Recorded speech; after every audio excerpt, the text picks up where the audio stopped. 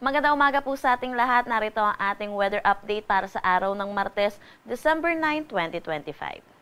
So yung binantayan po nating low pressure area ng mga nakaraang araw, yung dati pong si Wilma, ay tuluyan ng nalusaw. Pero sa ngayon, itong kumpul na kaulapan dito sa borderline ng ating Philippine Area of Responsibility ay yung panibago nating low pressure area na binabantayan. Ito ay huling namataan sa line 390 kilometers west ng Puerto Princesa, Palawan. Sa ngayon po, medium chance ito na maging isang ganap na bagyo, meaning mababa yung chance niya na maging ganap na bagyo within the next 24 hours, pero sa mga susunod na araw ay tumataas ang kanyang posibilidad.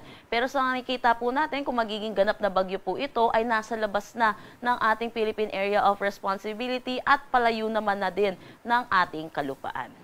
Yung mga weather system na nakakaapekto dito sa ating bansa sa ngayon ay yung northeast monsoon or amihan na umiiral dito sa malaking bahagi ng northern at central Luzon.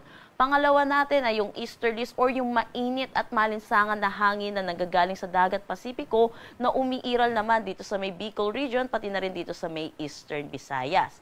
Dulot na itong northeast monsoon, which is malamig na hangin, at easterlies, mainit at malinsangan na hangin, yung difference po nila sa kanilang temperatura ay nagre-resulta sa tinatawag nating shear line na nakakaapekto naman dito sa eastern section ng northern at central Luzon.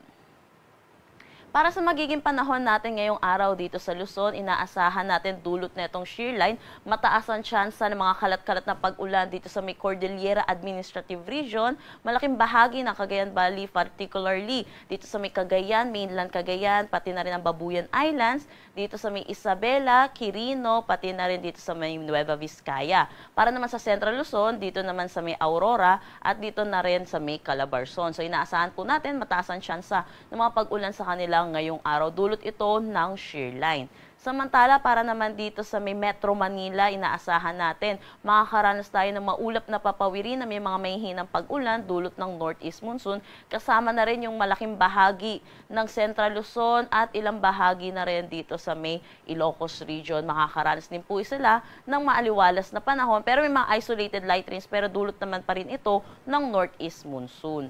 Samantala, para naman sa nalalabing bahagi ng mainland Luzon po natin, particularly dito sa may Calabarzon, except po sa may Quezon, pati na rin Bicol region at ilang bahagi ng Mimaropa, makakaranas naman sila ng maaliwalas na panahon. Pero asahan din po natin yung init at alinsangan, lalo na sa tanghali hanggang hapon na may mataas na tsansa ng mga localized thunderstorm pagdating sa hapon at sa gabi.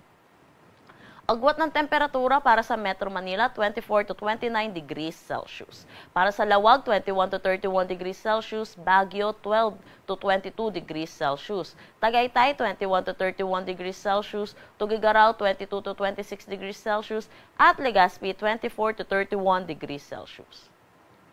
Para naman dito sa may Kalayaan Islands, dulot na itong low pressure area, makakaranas sila ng mga kalat-kalat na pag-ulan ngayong araw. Pero inaasahan din natin, mag-i-improve na rin ang kanilang weather sa mga susunod na araw dahil na rin sa paglayo nito low pressure area dito sa ating kalupaan. Para naman dito sa nalalabing bahagi ng Palawan, pati na rin buong Visayas at Mindanao, maaliwalas na panahon din ang kanilang aasahan, pero asahan din po natin yung mga localized thunderstorm pagdating sa hapon at sa gabi. Ugaliin po natin i-check ang mga social media pages ng Pag-asa hinggil sa nilalabas po nating thunderstorm advisory. Agwat ng temperatura para sa Kalayaan Islands, 24 to 29 degrees Celsius. Dito sa Puerto Princesa, 25 to 32 degrees Celsius. For Iloilo, 25 to 28 degrees Celsius. Tacloban, 25 to 31 degrees Celsius. Cebu, 25 to 30 degrees Celsius. For Zamboanga, 24 to 33 degrees Celsius. Cagayan de Oro, 24 to 30 degrees Celsius. At Davao, 25 to 32 degrees Celsius. Nilabas tayong weather advisory kaninang 5 a.m. Dulot po nitong pag-ulan na dala ng shear line. Inaasahan po natin 50 to 100 millimeters of rain dito sa may Cagayan, Isabela, pati na rin dito sa may Aurora. Pinapaalalahanan po natin yung mga kababayan po natin dito sa mga nabanggit po nating lugar dahil sunod-sunod na araw na rin po sila nakakaranas ng mga pag-ulan, so saturated na rin ang kanilang kalupaan. So inaasahan natin mataas ang chance ng mga posibilidad ng mga pagguho ng lupa, pati na rin ng mga pagbaha. Bukas din, inaasahan din natin, mataas din ang tsansa na 50 to 100 millimeters of rain dito pa rin naman sa may Cagayan, Isabela at Aurora. Wala na tayong nakataas na anumang gale warning sa anumang seaboards ng ating bansa, pero iba yung pag-iingat pa rin po dahil mayroon pa rin tayong bugso ng northeast monsoon, lalo na dito sa may northern Luzon para sa mga kababayan po natin mangingisda at may mga sasakyan maliit pandagat. Ang sunrise mamaya ay 6:10 a.m. at ang sunset mamaya ay 5:27 p.m.